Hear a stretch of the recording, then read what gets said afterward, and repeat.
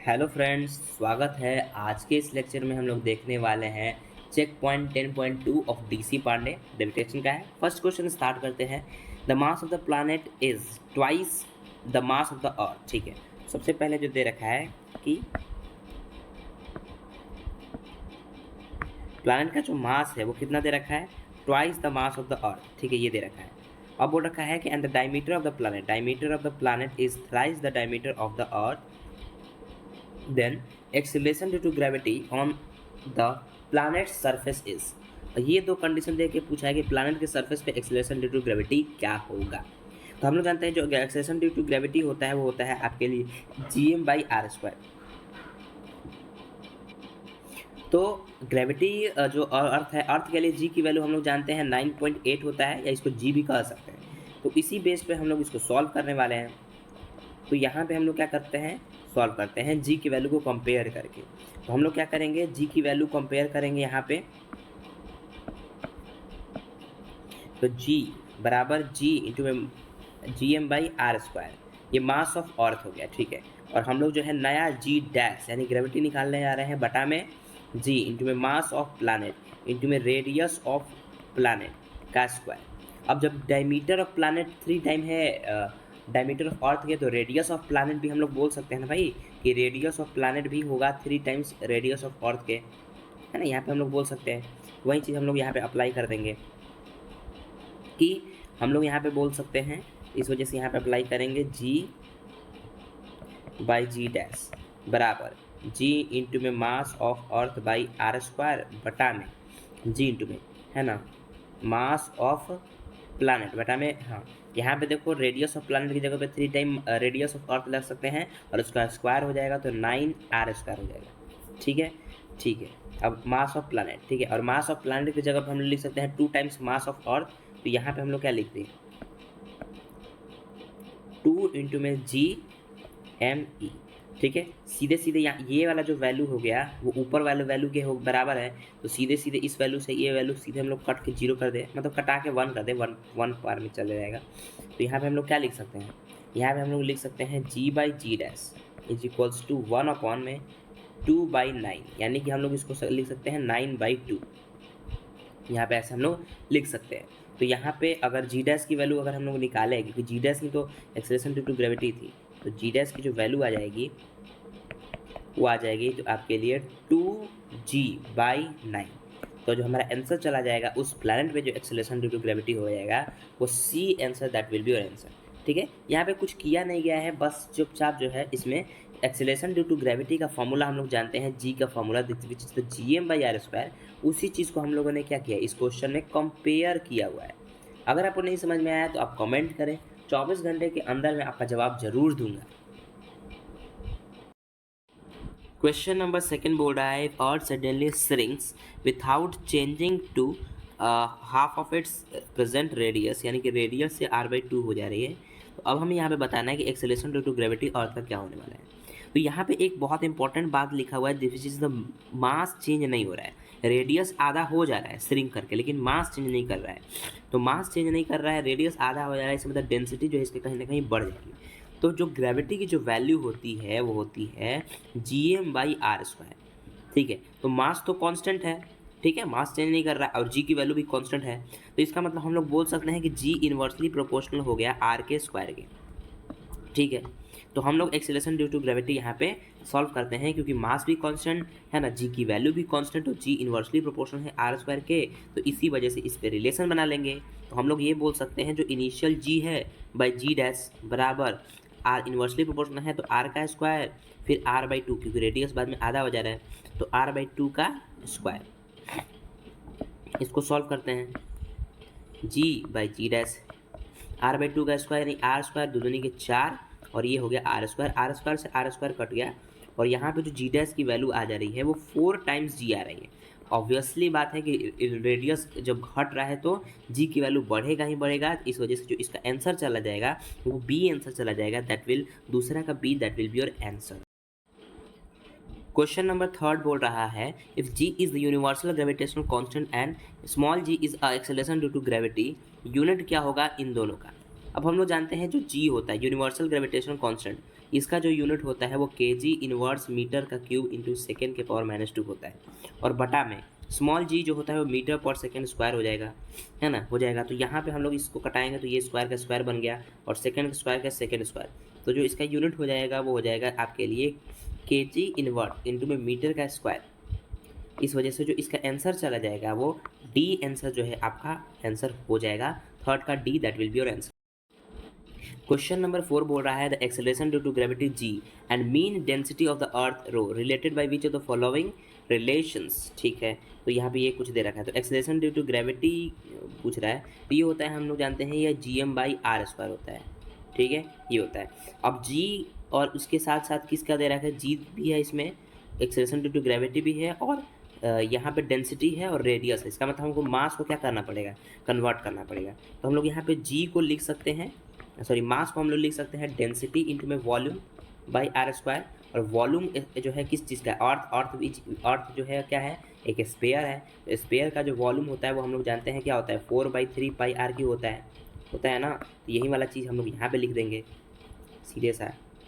तो यहाँ पे सीधे हम लोग लिख देते हैं, जब जी की वैल्यू होगी वो हो जाएगी जी इंटू में मास का लिखेंगे डेंसिटी इंटू में वॉल्यूम होता है 4/3 πr का क्योंकि इसको भी स्मॉल r लिख देते हैं क्योंकि ये रेडियस ही है, तो r का स्क्वायर। ठीक है, यहाँ पे हम लोग जैसे कैपिटल में लिखे हैं तो स्मॉल में ही लिखते हैं, बाद में हम लोग कर देंगे।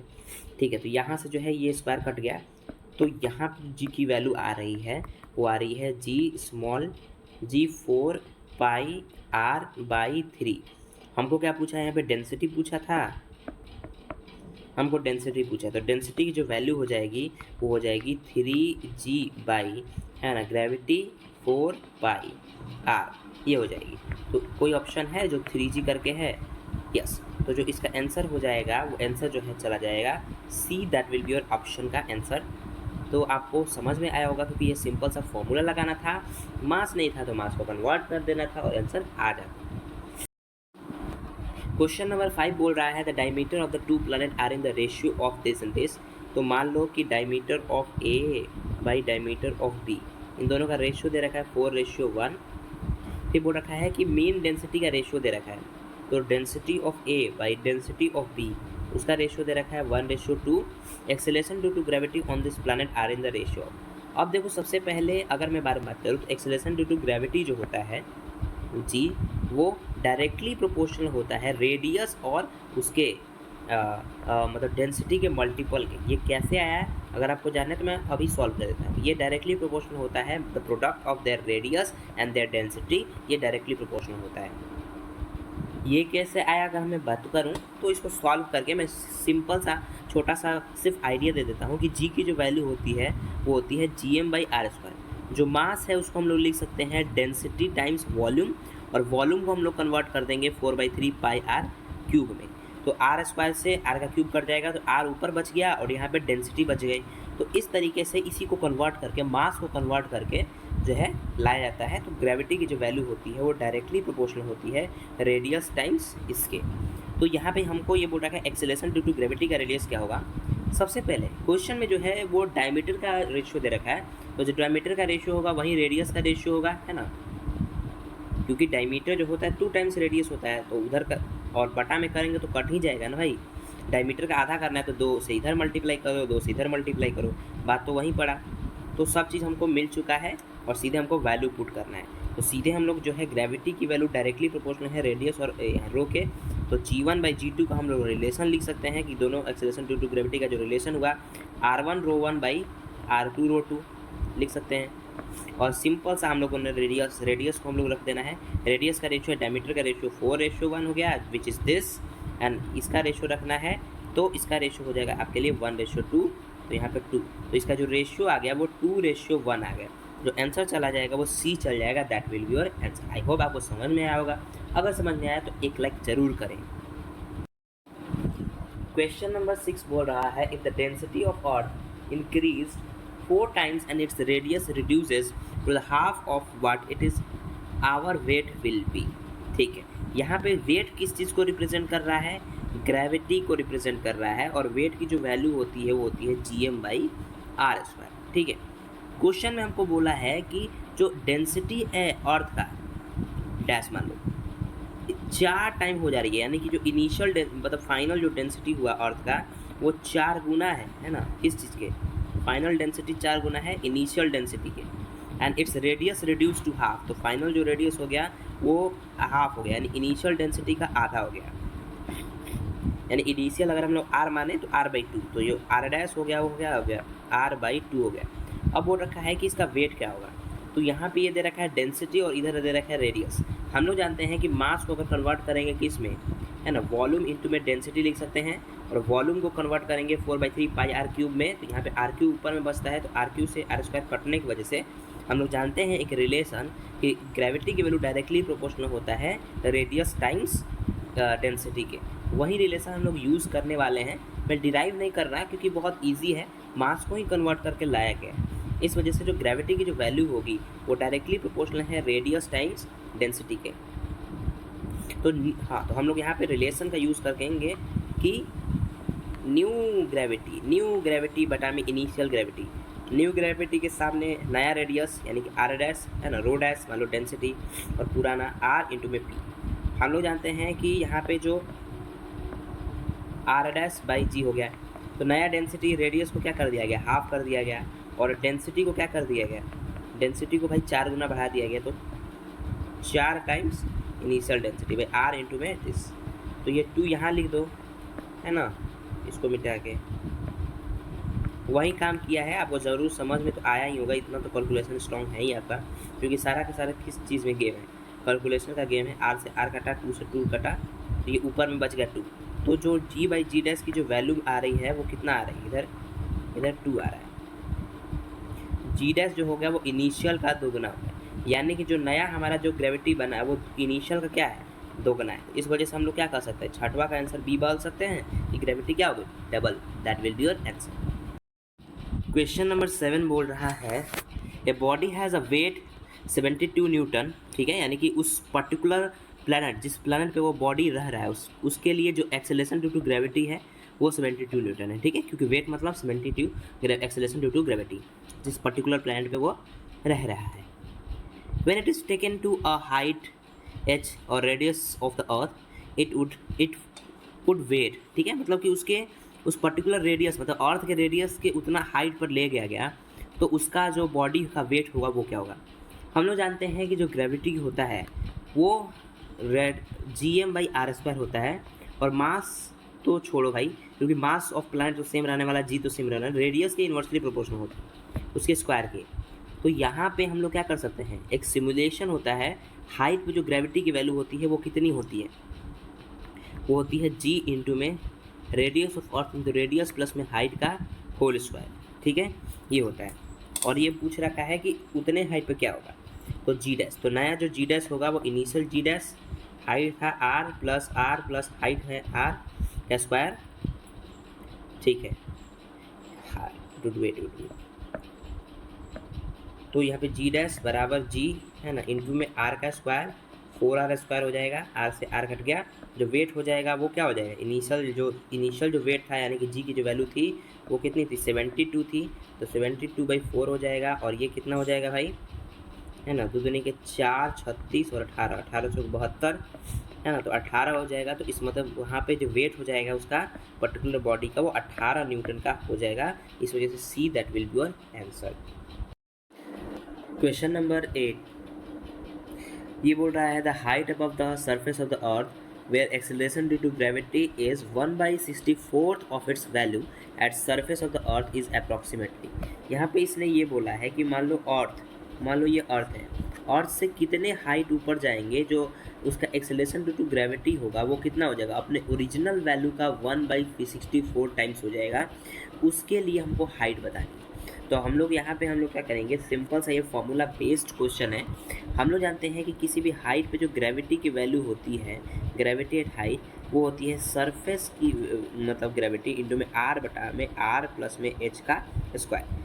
और ये जो वैल्यू है एक रियल वैल्यू है, ठीक है, 1 - 2h वाला नहीं वैल्यू, वो तो सिमुलेशंस पे आती है। ये जो वैल्यू है वो रियल वैल्यू है। यहाँ पे जो वैल्यू है, ये वैल्यू जो है इसको हम लोग पुट करेंगे, यानी कि जो गिवन होता है ना, वो कितना होता है भाई, है ना, सरफेस पे जितना है r बटा में r प्लस में h का स्क्वायर, अब ये है ना, ये किसी भी हाइट पर दे रखा है कि हाइट पर ग्रेविटी कितनी होगी, तो ये तो दे रखा है कि ग्रेविटी कितनी हो जा रही है, सरफेस की ग्रेविटी से 1/64 टाइम्स हो जा रही है।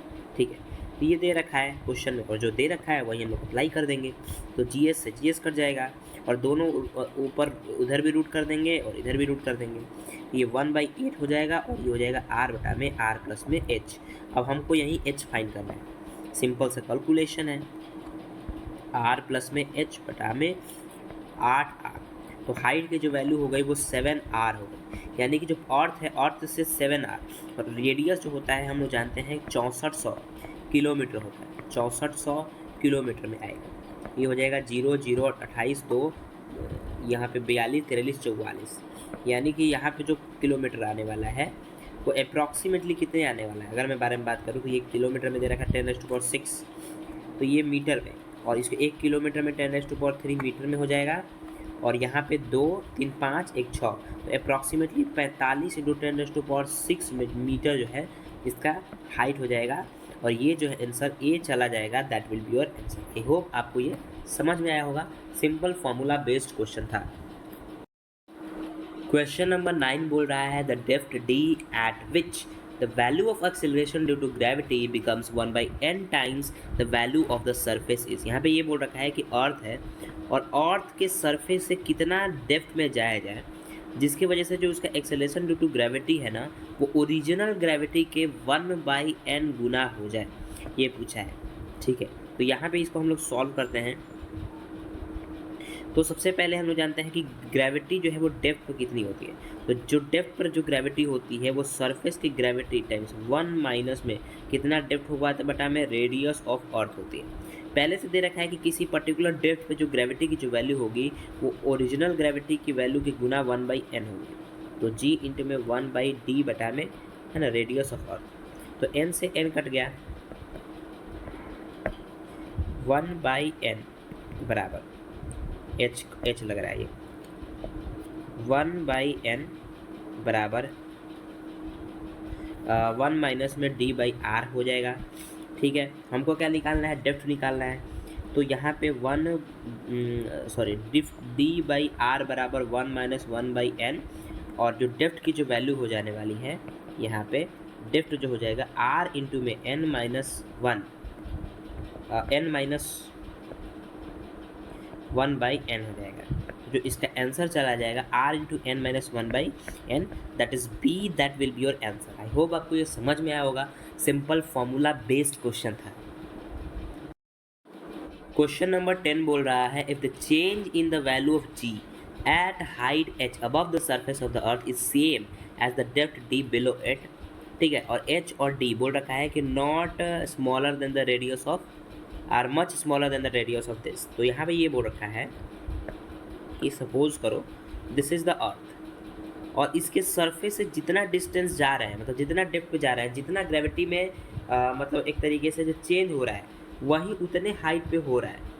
तो यहाँ पे जो है वो उन दोनों के बीच में रिलेशन निकालना होगा। तो ये तो सिंपल सा आंसर है, आदमी रट के रखता है इसको, लेकिन फिर भी है ना सॉल्व करते हैं। तो यहाँ पे जो केस दे रखा है ना, ये वो वाला केस होगा जहाँ पे हम लोग आराम से लिख सकते हैं कि ग्रेविटी की जो वैल्यू है, दैट इज़ जो g की जो वैल्यू होगा, वो g की वैल्यू जो सरफेस पे हम लोग जो लिखते हैं कि इनिशियल, मतलब कि ये g डैश है, इंटू में 1 माइनस में 2h/r, वो वाला केस हम लोग लिखेंगे। तो ये जो ग्रेविटी का रिडक्शन है वो किसके बराबर है, g इंटू में 1 माइनस जो डेप्थ बटा में रेडियस ऑफ अर्थ है, ये इसके बराबर हो गया।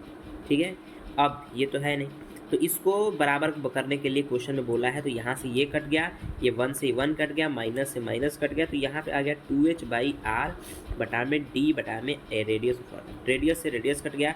तो यहाँ पे जो वैल्यू हमको मिल रहा है 2h बराबर d मिल रहा है, ये वैल्यू हमको यहाँ पे मिल रहा है, यानी कि जो डेप्थ की जो वैल्यू हो गई वो 2h हो गई। इस वजह से जो इसका आंसर चला जाएगा वो b चल जाएगा। ठीक है, तो यानी कि अगर हम लोग नीचे में h जाते हैं तो ऊपर में अगर h जाते हैं तो नीचे में 2h जाना पड़ेगा, तब जो है ग्रेविटी का जो रिडक्शन है वो सेम होगा। और ये वैल्यू तुम सीधे याद कर लो तो तुम्हारे लिए बेटर होगा, क्योंकि जनरली क्वेश्चन में पूछ लेते हैं। ठीक है, क्वेश्चन नंबर 11 बोल रहा है at what depth below the surface of the earth acceleration due to gravity will be half of its value at 1600 kilometre above the surface of the earth. ठीक है, यहाँ पे ये क्वेश्चन बोल रखा है कि अर्थ है और अर्थ के सरफेस से हम लोग कितना जा रहे हैं, 1600 किलोमीटर जा रहे हैं। और अर्थ के सरफेस से जब हम लोग 1600 किलोमीटर जा रहे हैं, इसकी वजह से जो ग्रेविटी में ड्रॉप आउट हो रहा है, वही ग्रेविटी में ड्रॉप आउट अगर हमको पाना है तो कितने डेप्थ तक जाना पड़ेगा ताकि हमको सेम ग्रेविटी में ड्रॉप आउट दिखे। ठीक है, ये क्वेश्चन। अब इस क्वेश्चन को सॉल्व करने के लिए हमको फॉर्मूला याद रहना चाहिए ग्रेविटी के रेज का और ग्रेविटी के ड्रॉप आउट का। तो हम लोग जानते हैं ग्रेविटी हाइट पर कितनी होती है, हाइट पर जो ग्रेविटी का वेरिएशन होता है जी इंटू में आर बटा में आर प्लस में एच का स्क्वायर होता है। एक दूसरा फॉर्मूला भी आता है जहाँ पे हम लोग कहते हैं जी इंटू में 1 माइनस में 2h बाई आर। ये जो है वो इस फॉर्मूला का यूज़ हम लोग नहीं करेंगे, ये अप्लाई करेंगे क्योंकि यहाँ पे 1600 किलोमीटर ही बोल रखा है। ठीक है, अब इसको थोड़ा इरेज कर देते हैं। यहाँ पे 1600 किलोमीटर जो है वो बहुत ज़्यादा हो गया, अगर 100-150 किलोमीटर रहता तो हम लोग दूसरा यूज़ करते हैं। अब हम लोग सबसे पहले देखेंगे कि 1600 किलोमीटर जाने में जो कितना ग्रेविटी का लॉस हुआ। तो जो ग्रेविटी का लॉस हुआ जो सरफेस है ना हाइट पे होगा, वो सरफेस पे इंटू में रेडियस, इस 1600 किलोमीटर का हम लोग जो है r/4/r भी कह सकते हैं, सॉरी r/4 भी बोल सकते हैं ताकि यहाँ पे आसानी हो सॉल्व करने में। तो r प्लस r/4 का स्क्वायर हो जाएगा। तो g यहाँ पे जो इसको अगर हम लोग सॉल्व करेंगे तो ये जो होने वाला है 16g/25 हो जाएगा यहाँ पे सॉल्व करने के बाद। फिर अब इसके बाद हम लोग को उस पर्टिकुलर मतलब हाइट पर जो ग्रेविटी का रिडक्शन है वो तो मिल गया। अब हम लोग देखते हैं कि इतना हाइट पर जो ग्रेविटी का रिडक्शन इतना हुआ है उसके लिए कितना डेप्थ चाहिए ताकि ग्रेविटी का रिडक्शन 16g/25 हो जाए। तो इसको हम लोग इरेज कर देते हैं जल्दी से यहाँ पे। अब हम लोग करते हैं 16g/25, ये बराबर हो जाएगा जो डेप्थ पर ग्रेविटी की वैल्यू होती है g इंटू में 1 माइनस में d by radius of the earth. ठीक है, g से g कैंसिल हो गया, 16/25 माइनस 1 बराबर माइनस d बाई आर। ये अगर मैं कर दूं तो d बाई आर बराबर 1 माइनस में 16/25 और ये हो जाएगा 9/25। तो d बाई आर बराबर 9/25 हो जाएगा। तो यहाँ पे जो d की जो वैल्यू हो जाएगी 9r/25 हो जाएगी। तो यहाँ पे जो d की वैल्यू है 9r/25 आंसर आएगा। और इसको पूरा अच्छे से प्रॉपर हमको तोड़ना पड़ेगा। तो जो ड्रिफ्ट की वैल्यू आएगी 9 इंटू में 6400 किलोमीटर बटा में 25 आ जाएगी और 25 चौक 100 तो इंटू में 64 यहाँ पे। तो यहाँ पे हम लोग यहाँ पे क्या लिखते हैं, ये थोड़ा सा रिरेज कर देते हैं। यहाँ पे हो जाएगा 9 इंटू में 64 इंटू में 4 और ये किलोमीटर है, इसको मीटर में चेंज करने के लिए 10⁻³ से मल्टीप्लाई करेंगे। 9 के 36 इंटू में 64 है ना इंटू में 10⁻³। अब इन दोनों में मल्टीप्लाई करेंगे हम लोग, तो सीधे कैलकुलेटर का यूज़ कर लेते हैं। यहाँ पे 36 मल्टीप्लाई में 64 है ना, ये आ जा रहा है आपके लिए 2304 इंटू 10⁻³ है ना। इसका ऐसा कुछ आंसर देखते हैं हम लोग। हाँ, तो इसका जो आंसर चला जाएगा वो बी के अप्रॉक्सीमेटली आएगा। यहाँ पे हम लोग इसको थोड़ा सा सॉल्व करें तो यहाँ पे हम लोग ऐसे लिख सकते हैं 2.304 इंटू 10⁻6, इसको हम लोगों ने बना लिया।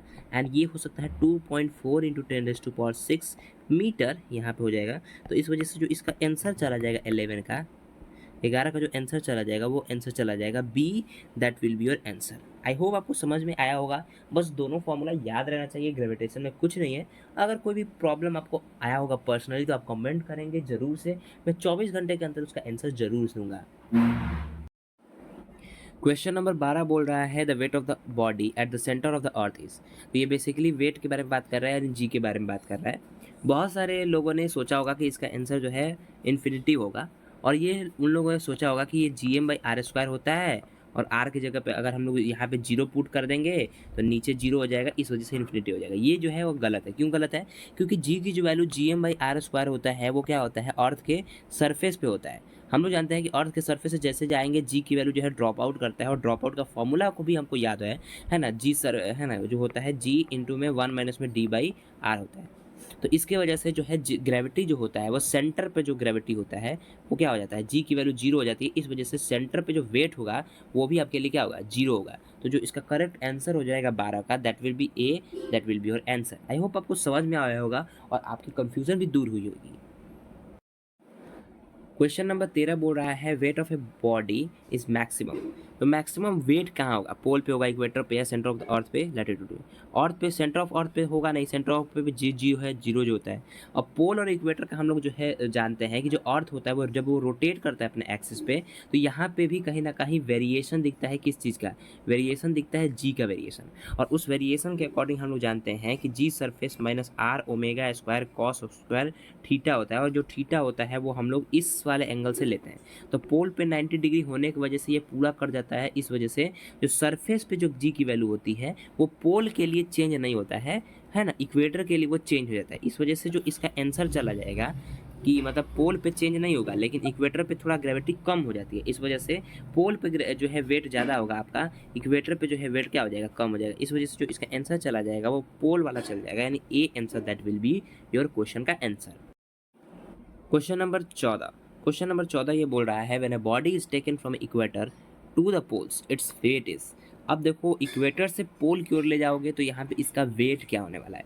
हम लोग जानते हैं कि जो ग्रेविटी में रोटेशन की वजह से जो वेरिएशन आता है वो सरफेस पे माइनस में r omega square cos square theta आता है। और थीटा हम लोग उसके इक्वेटर से मेजर करते हैं। तो अगर मान लो कि यहाँ पे इक्वेटर पे इतना हो जाएगा, इक्वेटर पे जो होता है जी की जो वैल्यू होती है वो होती है g s minus are omega square, ठीक है। और वहीं जो पोल पे वैल्यू होती है वो जी की वैल्यू अनचेंज रहती है, यानी जी की वैल्यू जी ही रहती है। तो इक्वेटर पे थोड़ा सा ग्रेविटी में कुछ कम हो जा रहा है जितना ओमेगा से घुस रहा है, तो इक्वेटर पे वेट कम हो गया और पोल पे वेट ज़्यादा था। तो अगर बॉडी को इक्वेटर से पोल पे ले जाया जाएगा तो वेट उसका क्या हो जाएगा भाई, बढ़ जाएगा। तो ये इंक्रीज वाला ऑप्शन जो है हो जाएगा, क्योंकि इक्वेटर पे वेट कम होता है और पोल पे वेट ज़्यादा हो जाता है। तो जैसे ही जाएंगे है ना, जी सरफेस माइनस में आर ओमेगा स्क्वायर का जो फैक्टर है वो पोल तक जाते जाते ये कम हो जाएगा, कट जाएगा। इस वजह से ये जो ग्रेविटी की वैल्यू होगी वो क्या हो जाएगी, बढ़ जाएगी। तो आंसर जो है बी चला जाएगा, that will be your answer.